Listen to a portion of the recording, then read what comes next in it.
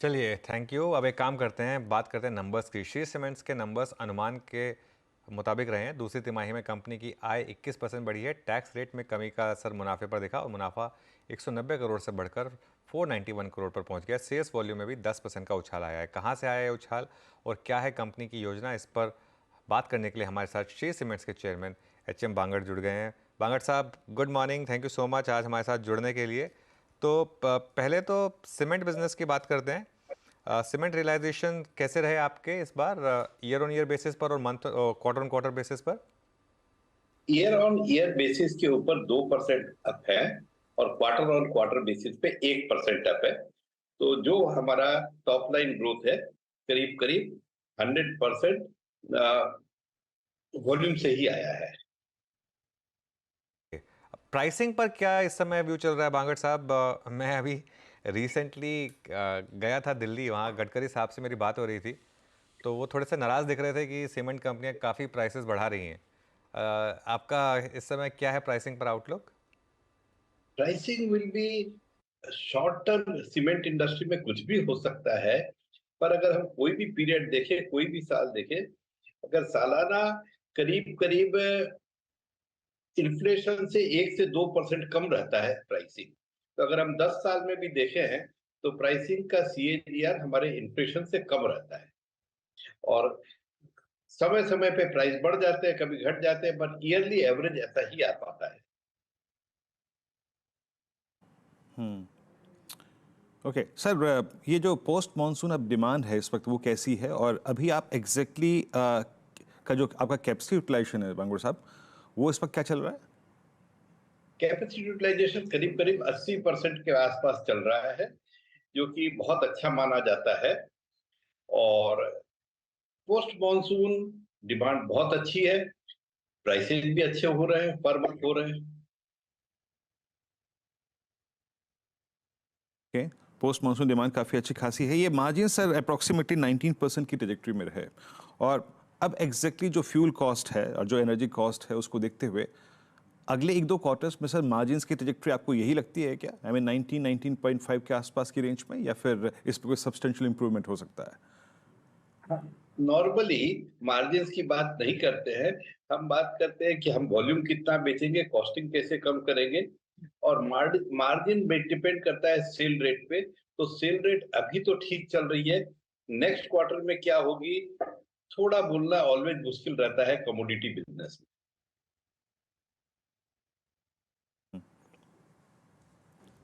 But likely sir trajectory, मतलब ये comfortable trajectory है आपके लिए 19.5 18 की रेंज? हाँ, ये कंफर्टेबल है।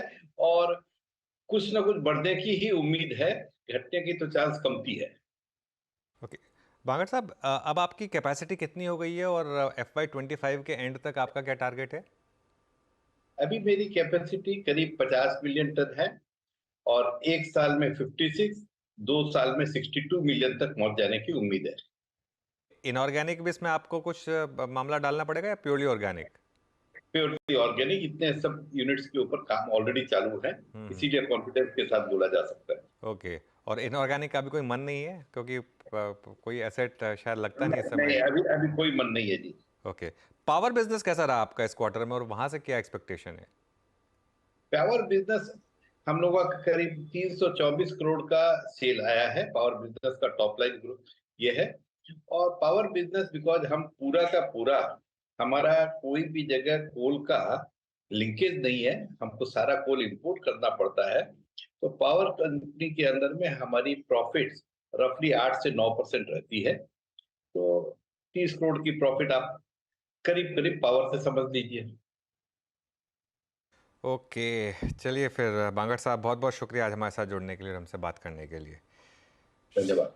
सी सीमेंट थोड़ा सा सॉफ्ट स्टॉक इस समय। कोई व्यू इस पर मानस, शी सीमेंट पर? देखिए, अगर हम पैटर्न्स की बात करें सीमेंट काउंटर्स में, तो वो बहुत पॉजिटिव है, और श्री सीमेंट भी उन्हीं में से एक है जहां पर ट्रेंड काफी पॉजिटिव बना हुआ है। हालांकि अगर हम ब्रॉडर रेंज देखें तो 27,000 ऊपर की तरफ और 25,300 नीचे की तरफ, इस रेंज में स्टॉक ट्रेड कर रहा है। लेकिन अगर वीकली चार्ट पे अगर आप जाएंगे तो वहां ट्रेंड पॉजिटिव दिखेगा। मैं उम्मीद कर रहा हूँ कि 27,000 के लेवल्स को ब्रीच करेगा स्टॉक। और जब भी वो ब्रीच करेगा तो उसके ऊपर आपको कम से कम 4000 रुपए की तेजी देखने को मिलेगी। तो बिल्कुल नजर रखिए, लॉन्ग पोजीशन आपके पास है तो बने रहिए। 25,500 का आपको स्टॉप लॉस लगाना है।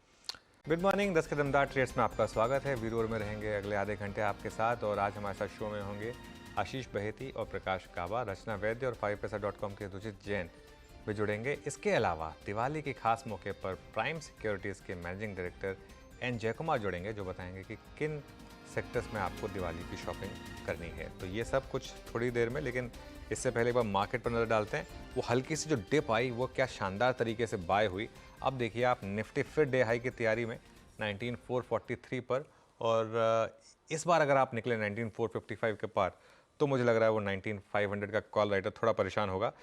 बैंक निफ्टी भी घुमा वापस, ग्रीन में आया जो रेड में था, और मिड कैप इंडेक्स की तो क्या बात है, 350 पॉइंट ऊपर, अब 1% के मूव यहाँ पर मिड कैप इंडेक्स में, और 2.5:1 का एडवांस डिक्लाइन। आज का स्टॉक ऑफ द मॉर्निंग सुबह से HPCL 6.5% ऊपर, उसके बाद Apollo tyre 5.5%, Alkem lab 4.5%, Zydus life जो सुबह सुबह चैनल पर पिक भी थी, यहाँ पर शानदार मूव आए 4% के। BPCL, JK cement, Aurobindo, granules, Trent, Glenmark pharma, doctor Lal. Basically आज दिन है फार्मा का, और आज दिन है ऑयल मार्केटिंग कंपनीज का। वीरू? बिल्कुल अनुज, और निफ्टी इस वक्त डे हाई पर है thanks to Reliance as well. अभी आपकी स्क्रीन पर रिलायंस, याद रखिएगा मैं सिर्फ इंडेक्स के प्रोस्पेक्टिव से बात कर रहा हूँ। आज ओपन ठीक ठाक हुआ, कोलैप्स हुआ, लेकिन अब 200 डे एक्सपोनेंशियल एवरेज के ऊपर कल के हाई को क्रॉस करता हुआ, और परसों का हाई एग्जैक्टली सेम है, तो इंडेक्स को एक एडवांटेज ये भी मिलता हुआ। पैनल आपकी स्क्रीन पे है जिनसे करेंगे बात आज हम इस कार्यक्रम में। रचना वैद्य, रुचित जैन, आशीष बहेती और प्रकाश काबा पिछले कार्यक्रम से। रचना जी गुड मॉर्निंग, आपके कन्विक्शन आइडियाज इस वक्त के मैम? जी गुड मॉर्निंग। और मेरे इस वक्त के जो कन्विक्शन आइडियाज रहेंगे दोनों लॉन्ग साइड पे रहेंगे। एक रहेगा अभी जो आपने जिक्र किया रिलायंस, उसके फ्यूचर्स को हम लॉन्ग करेंगे, और दूसरा रहेगा टाइटन, उसके भी फ्यूचर्स को हम लॉन्ग करेंगे। जहां तक रिलायंस के फ्यूचर्स की बात है, यहाँ पे हम 2344 पे प्ले हो रहा है वो एज ऑफ नाउ, एंड 2325 पे हम इसमें ऐसे लगाएंगे, और ऊपर वाली साइड पे हम यहाँ पे टारगेट्स लगाएंगे 2370 एंड 2390 के। और ये कोई खाली इंट्राडे के लिए नहीं है, ये इस हफ्ते के लिए आप कैरी भी कर सकते हैं। अगर बुरा हफ्ता कैरी कर दे तो यहाँ से 2400 को क्रॉस करते हुए भी ये काउंटर दिख सकता है। और टाइटन की जहां तक बात है, टाइटन के फ्यूचर्स को हम लॉन्ग करेंगे, और यहाँ पे भी ये कॉल खाली इंट्राडे के लिए नहीं होना चाहिए, दिवाली तक इसको रखना चाहिए। और यहाँ पे फ्यूचर्स के हिसाब से हम ऐसे लगाएंगे 3270 पे, एंड अपसाइड पे हम इसमें टारगेट्स बनाएंगे 3360 एंड 3400 एंड 3430 तक के। ये दिवाली तक के टारगेट्स हैं। ओके, दिवाली तक के टारगेट रिलायंस और टाइटन, ये हो गई रचना जी की दो लार्ज कैप पिक्स इस समय निफ्टी की जाइंट कंपनीज। रुचित को भी जोड़ लेते हैं। Ruchit good morning. रुचित, आपके पिक्स? जी very good morning Anuj ji, very good morning to everyone. दो स्टॉक से खरीदारी साइड, सबसे पहली पिक जो मेरी है वो जेके सीमेंट में है। सो एक अच्छे कंसोलिडेशन का ब्रेकआउट आज ये स्टॉक में देखने मिल रहा है, और वॉल्यूम्स भी अच्छे हैं, और डेरिवेटिव सेगमेंट में देखिए तो फ्यूचर्स में ओपन इंटरेस्ट बिल्डअप भी हो रहा है, यानी एफएनओ में भी लॉन्ग बिल्डअप है और कैश मार्केट में भी ब्रेकआउट है। सो आई थिंक जेके सीमेंट एक अच्छा मूव नियर टर्म में देना चाहिए। करंट लेवल्स पे 3400 के स्टॉप लॉस से खरीदारी की सलाह रहेगी। 3530 से 3550 ये टारगेट रेंज रहेंगी शॉर्ट टर्म में। और फार्मास्यूटिकल स्पेस जिसके आप थोड़ी देर पहले ही बात कर रहे थे, वहां पे ग्लेनमार्क फार्मा हमें काफी अच्छा लग रहा है। सो प्राइमरली अब तक इतना मूवमेंट दूसरे फार्मा स्टॉक्स के कंपेरेटिवली आया नहीं है, लेकिन स्टॉक अपने 100 डीएमए सपोर्ट के आसपास ट्रेड कर रहा है, तो डाउनसाइड काफी लिमिटेड है। और in terms of pullback stock 790 800 की रेंज तक जा सकता है, तो ग्लेनमार्क में खरीदारी की सलाह रहेगी 760 के नीचे स्टॉप लॉस रखे 790 से 800 के टारगेट के लिए। ओके, आशीष बहेती जी आपके दो ट्रेड्स क्या रहेंगे?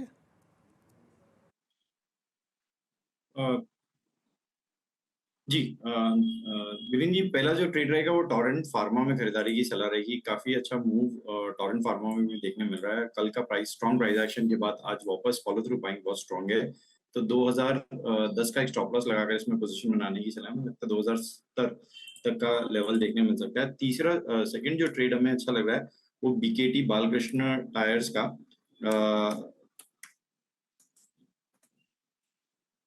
वीरेंद्र जी, बालकृष्ण टायर्स का इसका जो स्ट्रक्चर जिस हिसाब से अपोलो में मूव अब देखने मिला और बालकृष्ण में फ्रेश ब्रेकआउट देखने मिला है, हमें लग रहा है इस ब्रेकआउट को चेज करना चाहिए यहाँ से। तो 2580 का स्टॉप लॉस लगाकर इसमें खरीदारी की सलाह है बालकृष्ण टायर्स में। हमें लगता है इसमें भी 2650 तक के लेवल्स देखने मिल सकते हैं।